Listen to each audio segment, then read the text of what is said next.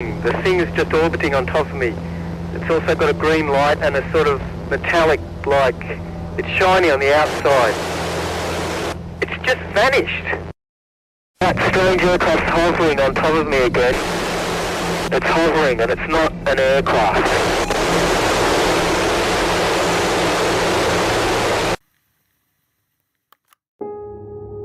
Lo que acaban de oír fueron las últimas palabras que el joven piloto Frederick Valentich transmitió a la torre de control antes de desvanecerse sin dejar rastro en los cielos de Australia. A lo largo de la historia de la aviación, no son pocos los aviones que han desaparecido sin dejar huella. Algo que no es tan extraño si tenemos en cuenta que muchos de estos accidentes ocurren sobre vastos océanos y los restos son rápidamente devorados por las profundidades. El caso de Frederick Valentich podría haber quedado como una desaparición más de un avión que sobrevuela el mar. Sin embargo, lo que lo hace realmente espeluznante es lo que sucedió momentos antes de su desaparición. En una inquietante comunicación con la torre de control, Frederick describió un objeto volador extraño que lo seguía. «No es un avión», dijo con voz tensa mientras reportaba luces brillantes y maniobras imposibles sobre su Cessna 182L. Instantes después, la transmisión se cortó y nunca más se supo de él.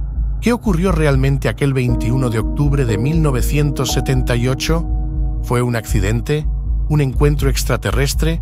¿O algo aún más oscuro? Más de 40 años después, seguimos sin respuestas. Prepárate, porque estás a punto de descubrir uno de los casos más inquietantes de la historia de la aviación, la desaparición de Frederick Valentich.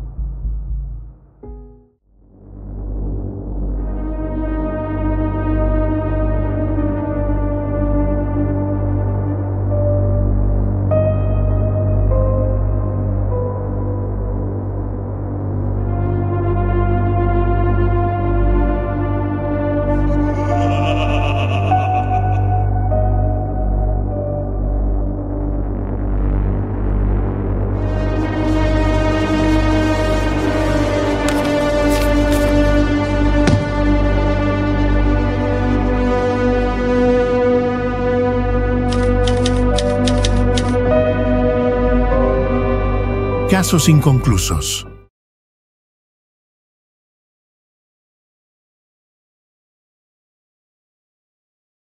Era el 21 de octubre de 1978. En el sur de Australia, el sol comenzaba a descender en el horizonte. El clima era perfecto. Ni una nube, ni un solo indicio de tormenta. Era un día ideal para emprender un vuelo. A las 6:19 p.m., un pequeño Cessna 182L despegaba desde las afueras de Melbourne. A los mandos, un joven piloto de 20 años, Frederick Valentich. Con solo 150 horas de vuelo, aún era inexperto. Su licencia solo le permitía volar en condiciones meteorológicas perfectas, y aquel día la suerte parecía estar de su lado. Su destino, la Isla King. Un trayecto corto de apenas una hora. Siguiendo la costa hasta el cabo Otway y luego cruzando el estrecho de Bass. Nada fuera de lo común. Según su plan de vuelo, viajaría solo. Había informado a las autoridades de Melbourne que iba a recoger a unos amigos en la isla, un vuelo de ida y vuelta, simple, seguro, o al menos así debía haber sido, porque lo que empezó siendo un vuelo rutinario se acabó en un misterio que aún hoy, tras más de 40 años, desafía toda explicación. Pero antes de avanzar con esta historia, hay algo que debemos entender. ¿Quién era Frederick Valentich? ¿Por qué su historia sigue generando preguntas después de casi 50 años?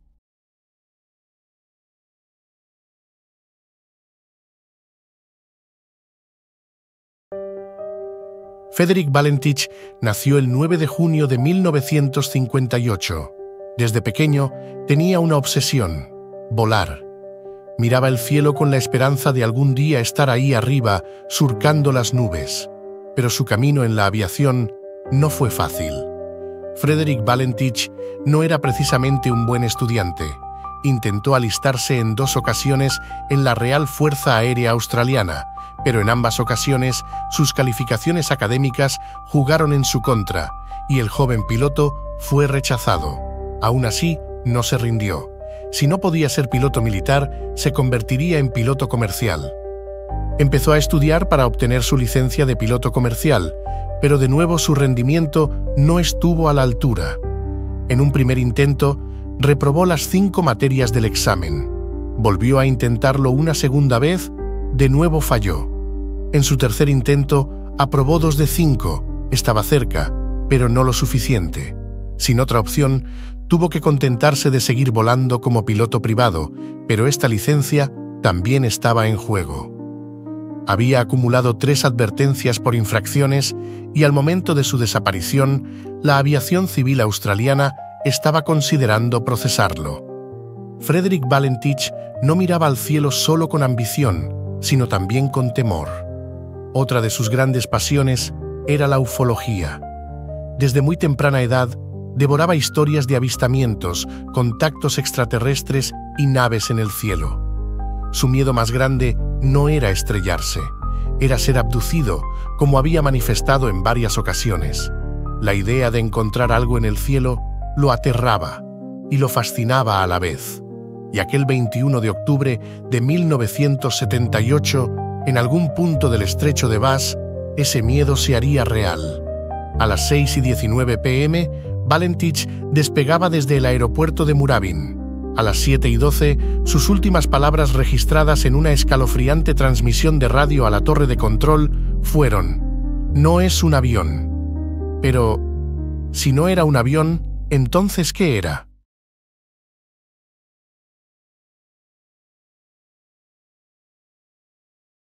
Volvamos de nuevo al aeropuerto de Moorabbin, el lugar donde todo comenzó. A las 6:19, Frederick Valentich había despegado en su Cessna 185L. Hasta ahora el vuelo era tranquilo, nada fuera de lo común. Durante los primeros 45 minutos mantuvo comunicación con la torre de control de Melbourne.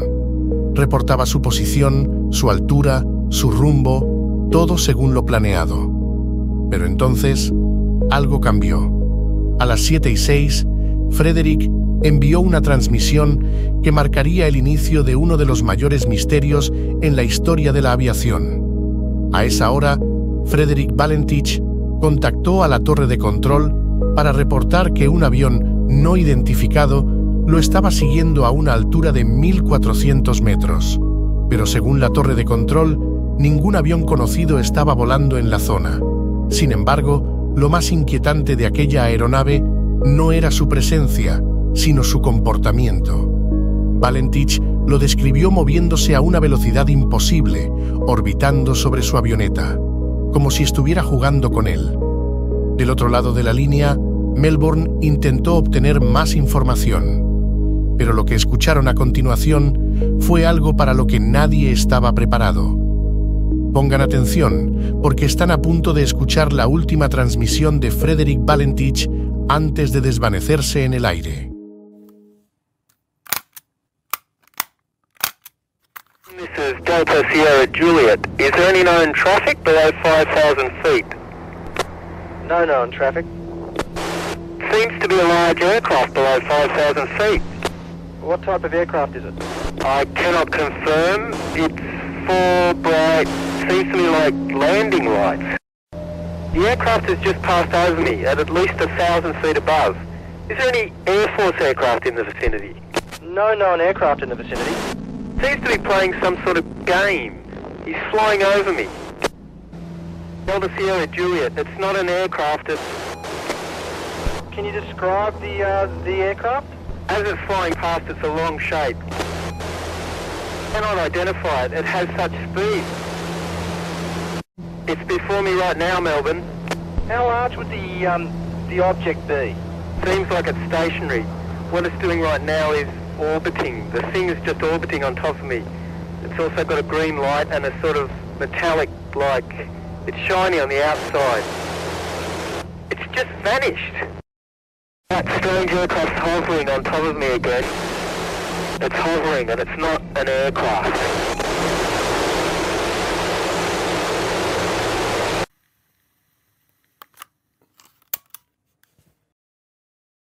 A las 19 horas, 12 minutos y 28 segundos, la última señal desde el Cessna de Frederick Valentich fue un sonido metálico, como un raspado. Luego, silencio. Por 17 segundos, el micrófono quedó abierto. Después, nada. A las 19 horas, 12 minutos y 49 segundos, la comunicación con Frederick Valentich se perdió para siempre. El cielo estaba despejado. No había tormentas. No hubo una señal de auxilio. Simplemente desapareció. A 50 kilómetros al sur de la costa de Melbourne, la avioneta de Frederick Valentich se perdió para siempre de los radares. A las 7:33 p.m., la hora a la que Frederick Valentich debía aterrizar en su destino, las autoridades aéreas de Melbourne contactaron con la isla King para ver si había logrado llegar, pero al parecer, Frederick Valentich no había prevenido a las autoridades aéreas de la isla King de su llegada, de nuevo, una infracción de un piloto inexperto. Desde la isla King observaron los cielos en busca de la avioneta de Valentich, pero esta no aterrizaría jamás. Pero si no era un avión, entonces ¿qué fue lo que vio Frederick Valentich? Las respuestas nunca llegaron, pero la historia apenas comienza.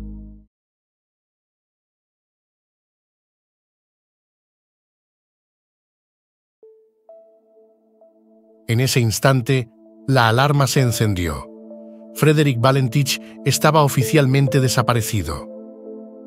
Inmediatamente se inició un operativo de búsqueda. Barcos y aviones de la Real Fuerza Aérea Australiana se desplegaron en un área de 2.600 kilómetros cuadrados. El cielo estaba despejado, el mar en calma. Si la avioneta había caído al agua, al menos algunos restos flotando serían visibles. Pero no había nada, ni escombros, ni manchas de combustible, ni un solo rastro. Varias horas después, un avión detectó una mancha de combustible a 40 kilómetros al norte de la isla King. ¿Habrían dado con la clave? Tras analizar una muestra, el laboratorio concluyó que se trataba de combustible de barco. El 25 de octubre de 1978, tras días de búsqueda sin resultados, la operación fue cancelada. La conclusión oficial del Departamento de Transporte fue simple. La causa de la desaparición no pudo ser determinada.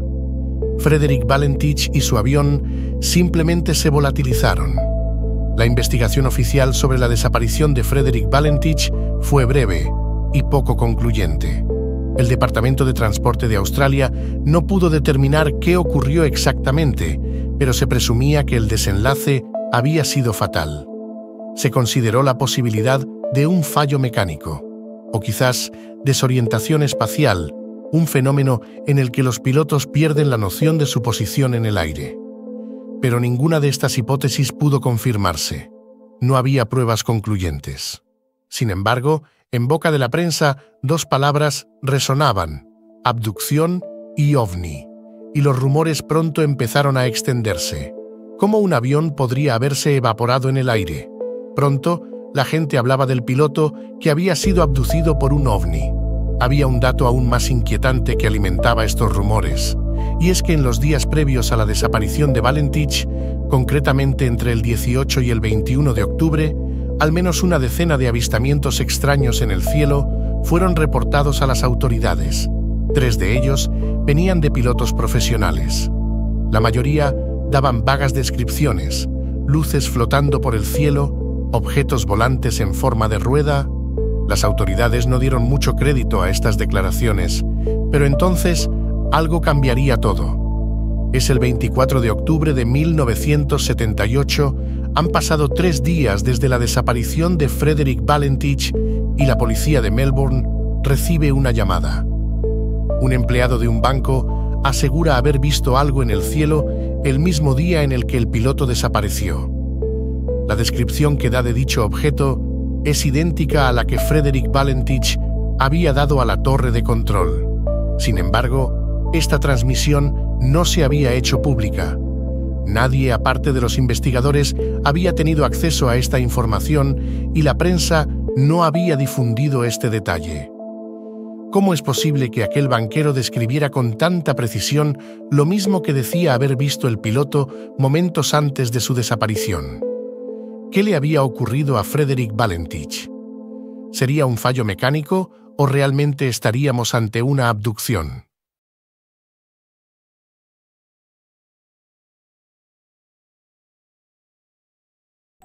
Aunque el Departamento de Transporte de Australia no pudo determinar las causas de la desaparición del Cessna de Frederick Valentich, los investigadores establecieron una primera hipótesis.